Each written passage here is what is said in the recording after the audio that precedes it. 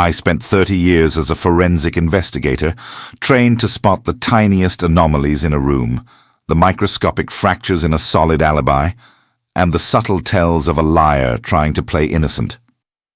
Yet I never expected to apply those clinical, cold skills to the woman I have loved for half a century. 50 years of marriage is supposed to be a golden monument built on a foundation of unbreakable trust. Instead, as our golden anniversary approaches, I find myself standing in the quiet hallway of our home, watching my wife, Evelyn, look at me not with love, but with a calculated, pitying tolerance. She thinks I am fading.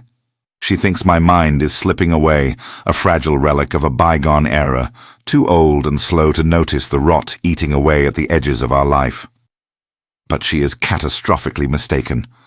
My mind is as sharp as the day I first wore a badge, and the tragedy is that I see every single lie she tells. I still remember the early days, when we had nothing but a cramped apartment and my modest salary from the department. I worked double shifts, breathing in the grim reality of the city's worst moments, all so I could build a sanctuary for her.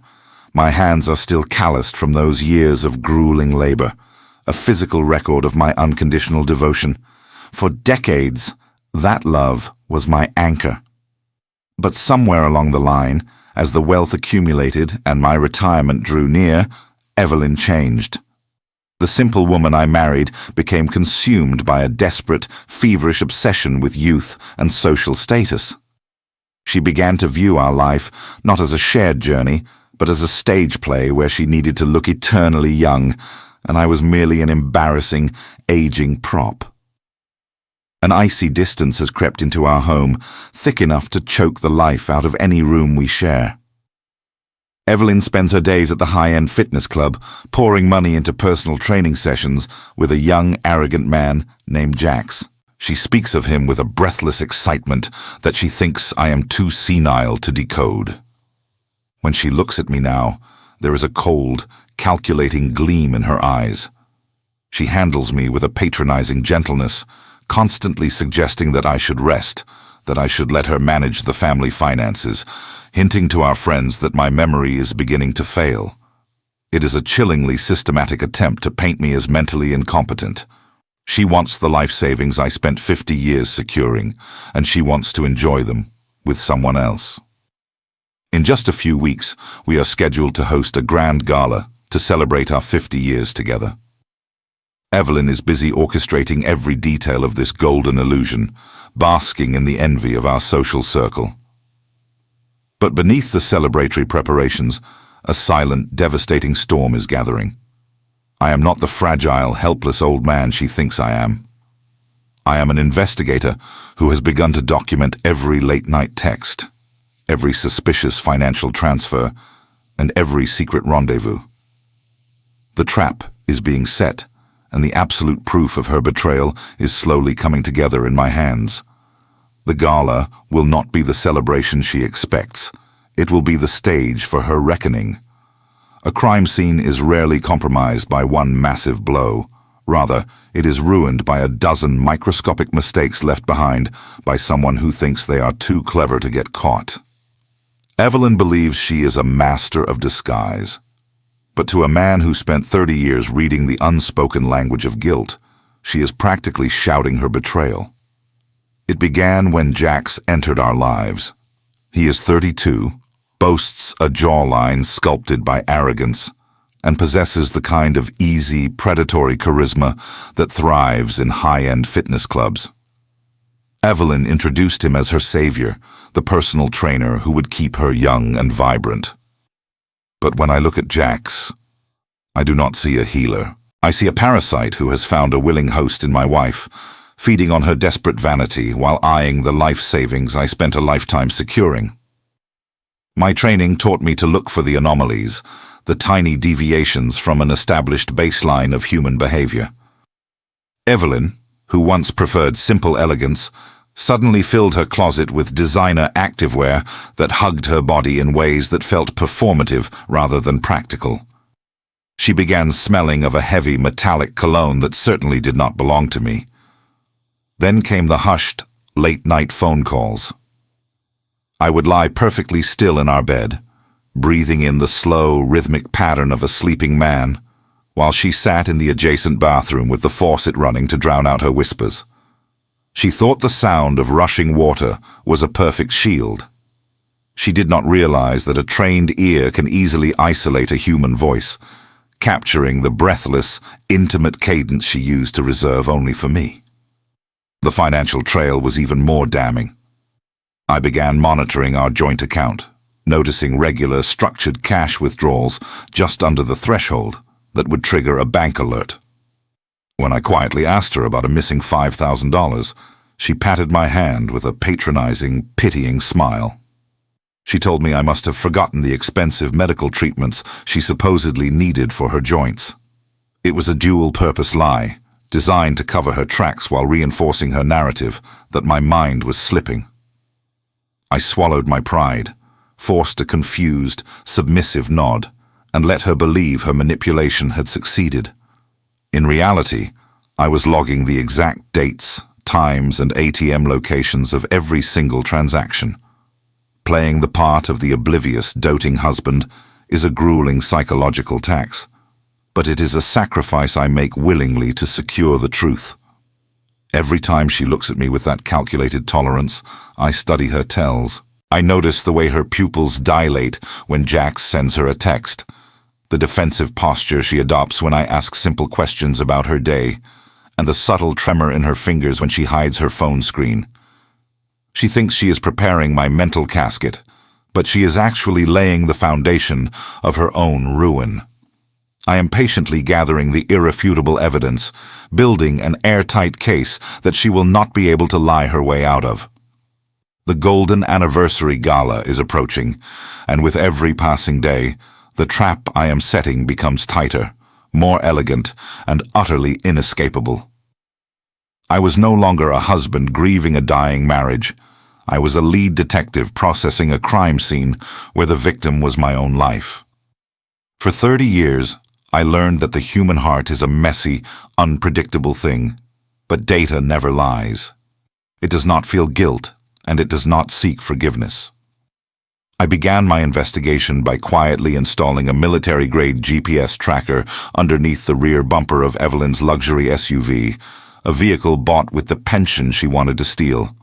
In my home office, behind a double-encrypted partition on my personal laptop, I watched her digital breadcrumbs map out a devastating pattern. She was not just going to the fitness club. Her vehicle made regular hours-long stops at our secluded secondary cabin by the lake, always during the exact windows when she claimed to be visiting her sister or attending charity board meetings. Next came the financial forensic audit. I systematically downloaded 5 years of bank statements, tax returns, and investment portfolios. My fingers moved with the familiar rhythm of my old days in the department. I uncovered a series of small, calculated transfers to an offshore shell company registered in Jax's name. But financial theft was merely the prelude to a darker symphony. To capture the physical reality of her betrayal, I drove out to our secondary cabin under the cover of night while she was at a gala committee meeting. I bypassed our security system, which I had designed myself, placing microscopic, motion-activated cameras in the living room and master bedroom. I did not have to wait long for the trap to spring. 2 days later, my phone pinged with a silent alert. I opened the encrypted live feed on my screen, my breath catching in my throat as the high-definition video resolved. There was my wife of 50 years, wearing the silk robe I gifted her for our last anniversary, sitting with Jax. But they were not embracing. They were huddled over a thick stack of medical documents. I zoomed in, adjusting the audio gain on my headphones. Jax's arrogant voice came through with terrifying clarity, suggesting they increase the dosage of my daily prescription. Evelyn nodded, her face cold and completely devoid of the warmth I had cherished for 5 decades. She spoke calmly about consulting a corrupt specialist she had put on a retainer, a doctor who would sign the paperwork declaring me cognitively unfit due to advanced senility. It would be easy to convince our friends my mind was gone, after she staged a few public incidents of my confusion. They were planning to lock me away in a high-security psychiatric facility, leaving them with sole control of my multi-million-dollar estate. Hearing those words did something profound to my soul. The final embers of my grief died, replaced by a cold, steel resolve. The woman I loved was gone, replaced by a predator wearing her skin. But she had forgotten who she was dealing with. I had put away some of the most cunning criminals in the state. As the clock in my mind ticked down to our golden anniversary, I closed my laptop. I stood up, straightened my collar, and smiled into the quiet room. The game was no longer about survival. It was about absolute justice, and I was going to deliver it on a silver platter. The thick manila envelope resting on my desk felt heavier than any piece of evidence I had ever held in my 30 years on the force. I opened it with clinical precision, my hands steady even as my chest tightened. Inside were the high-resolution, undeniable photographs my private investigator had captured just hours ago. The glossy prints laid bare the absolute truth. There was my wife of 50 years, Evelyn, wrapped in the arms of Jax, her young personal trainer. The camera had captured every detail with agonizing clarity, the laughter on her face, the intimate touch of their hands, the complete absence of any guilt. I stared at the images, not with the explosive anger of a betrayed husband, but with the cold, analytical detachment of a seasoned detective examining a fresh crime scene. I memorized every angle, every betrayal, and then I quietly slid the photos back into the envelope, locking it away in my desk drawer. The final piece of the puzzle was in my hands, and the trap I had built was now fully primed. A few minutes later, I heard the heavy front door click open. Evelyn walked into the hallway, carrying herself with that practiced, elegant grace she spent so much money to maintain. She saw me sitting in the dim light of the living room and offered a warm, superficial smile. She walked over, leaning down to press a brief, cold kiss against my cheek. I could smell the faint scent of foreign cologne beneath her expensive perfume, a metallic note that made my stomach turn. She patted my shoulder with a patronizing tenderness, her fingers lingering just long enough to mimic genuine affection. She told me she had been at the gala venue all evening, agonizing over the floral arrangements and seating charts to make sure our golden anniversary celebration tomorrow would be absolutely perfect. It was a flawless performance, delivered with the easy confidence of someone who believed her audience was too senile to notice the cracks in her story. I looked into her eyes, nodded slowly, and forced a weak, grateful and trembling smile. I played the part of the fragile, aging husband she wanted me to be, letting her believe her lie had landed safely. We shared a quiet dinner in the grand dining room, the clinking of our silverware against the fine porcelain plates sounding like a slow, rhythmic countdown. I sat in silence, observing her every movement with profound, silent judgment. I watched her cut her food, sip her wine, and chat about the prestigious guests who would be attending the gala. As I looked at the woman sitting across from me, I searched for any trace of the sweet girl I had married half a century ago, the one who had stood beside me when we had nothing but a cramped apartment and a shared dream. But she was gone. The woman before me was a stranger, a cold predator who had spent the last several months plotting to have me declared mentally incompetent so she could seize my life savings and lock me away. There was no sadness left in my heart, only a quiet, steel resolve. Tomorrow, the stage would be set, the guests would arrive, and I would hand her the ultimate proof of her betrayal. The golden illusion was about to shatter, and I would be the one to deliver the final reckoning. Looking directly into the eyes of the man who slept with my wife, while he smiled and shook my hand, was the ultimate test of my 30 years of professional discipline.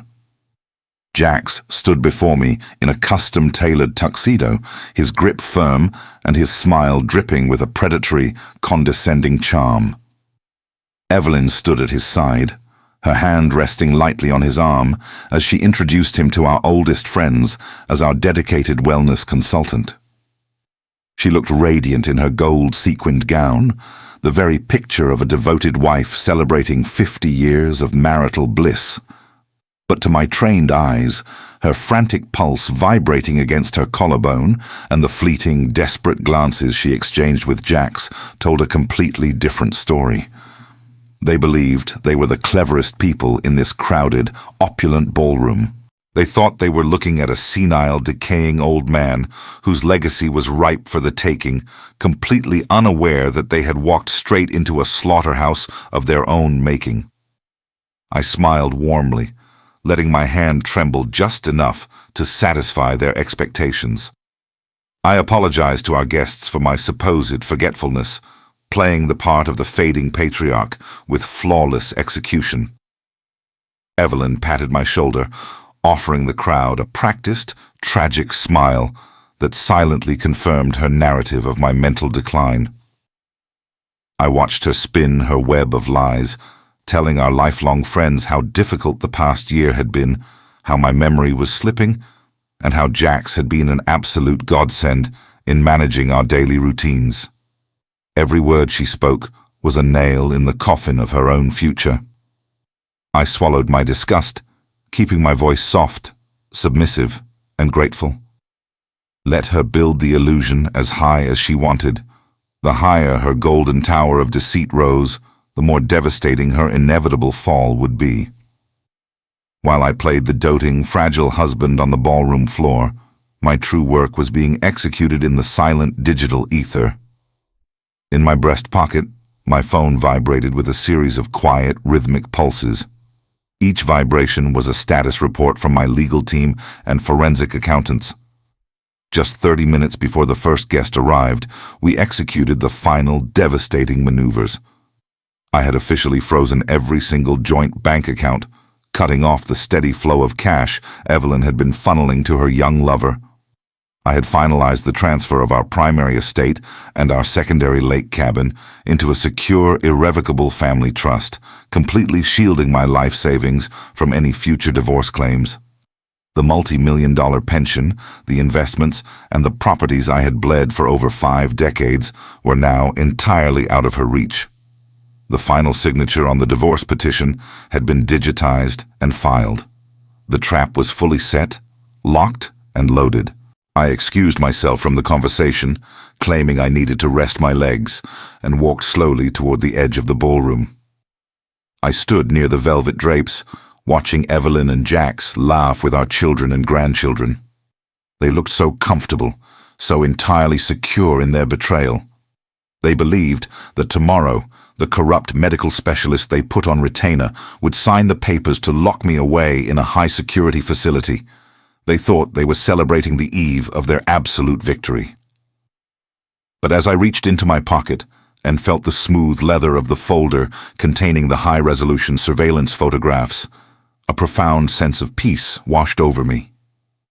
The time for patience was over. The stage was set, the audience was seated, and the actors were in their perfect positions. I adjusted my cuffs, straightened my back, and prepared to step back into the light, to deliver the final, shattering truth. The microphone in my hand felt surprisingly cold, a blunt instrument of absolute truth ready to shatter 50 years of carefully constructed lies. I looked across the opulent ballroom at Evelyn, standing there in her glittering gold gown, laughing with the very monster who had helped her plot my mental destruction. The master of ceremonies announced my name, inviting the devoted patriarch to step up and deliver his golden anniversary toast. The crowd erupted into warm, sentimental applause. I saw Evelyn offer our friends that practiced pitying smile, the one that silently told them her poor, senile husband was doing his best to keep up.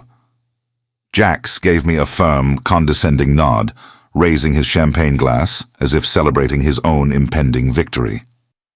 They thought this was the final act of my quiet compliance. They had no idea they had just walked onto the gallows. I stepped up to the microphone, my posture straightening, the simulated trembling in my hands vanishing instantly. I looked out at our children, our grandchildren, and our lifelong friends. I began to speak, my voice carrying a deep, resonant authority that echoed off the high ceilings. I spoke of the 50 years we had built together, of the early days of hard work, sacrifice, and the absolute trust I believed we shared. I talked about how easy it is to take loyalty for granted, and how devastating it is when that loyalty is treated as a weakness to be exploited. I looked directly at Evelyn, whose smile was starting to falter under the unexpected weight of my gaze.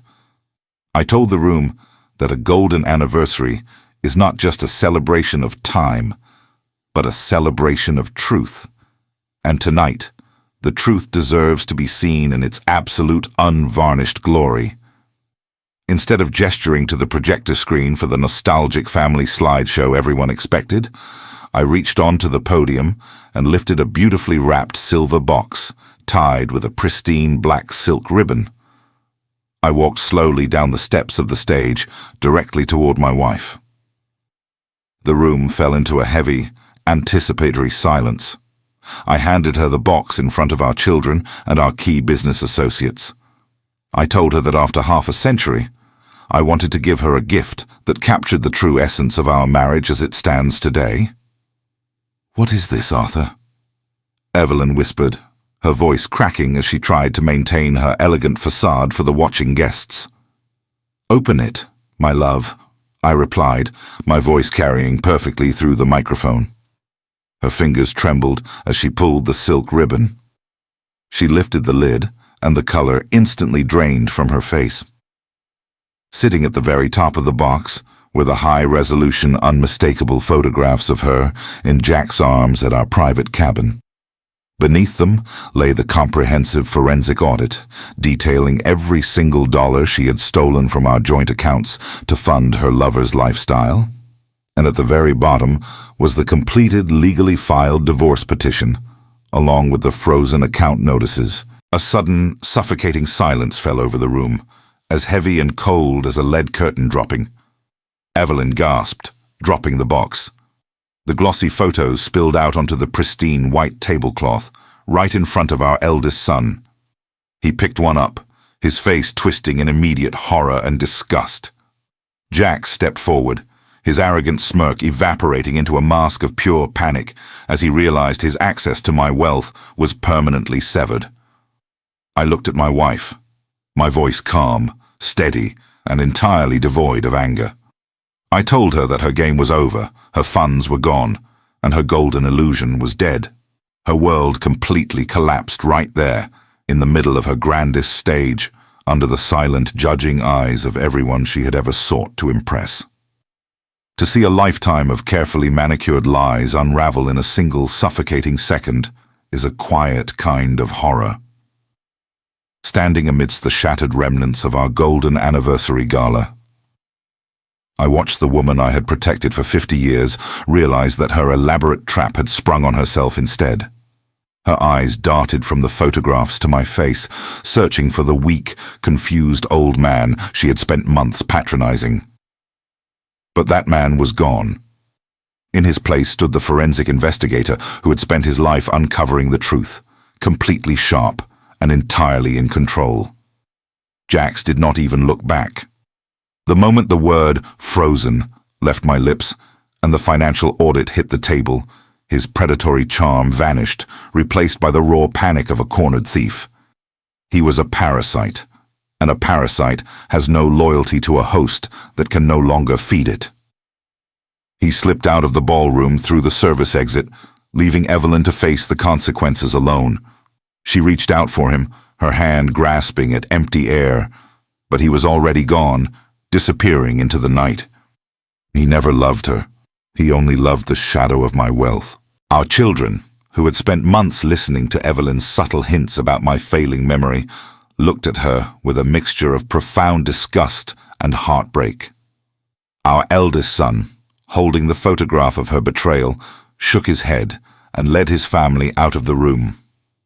The prestigious friends she had spent decades trying to impress quickly followed, whispering behind their hands, leaving the ballroom in a rushed, embarrassed exodus.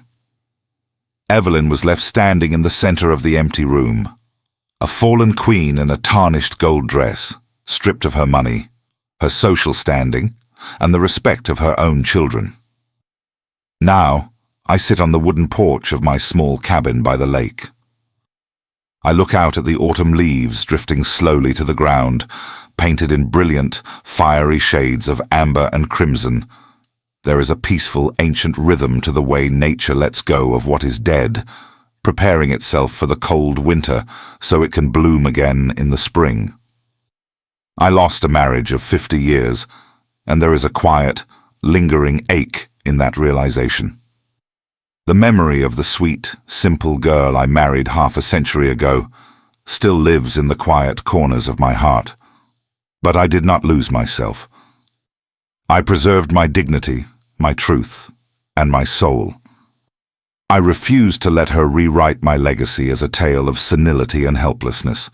Many people believe that holding on is a sign of strength, but as an old man who has seen the depths of human nature, I know that sometimes the ultimate strength lies in letting go. Your worth is never defined by the betrayals of those who failed to value you. It is defined by the grace with which you stand up when the illusion shatters. Do not fear the autumn of your life, and do not fear starting over. Truth is a heavy shield, but it is the only one that will keep your spirit intact. As the cool breeze stirs the leaves around me, I take a deep breath of the clean air, knowing that my path is finally my own, and my soul is entirely free.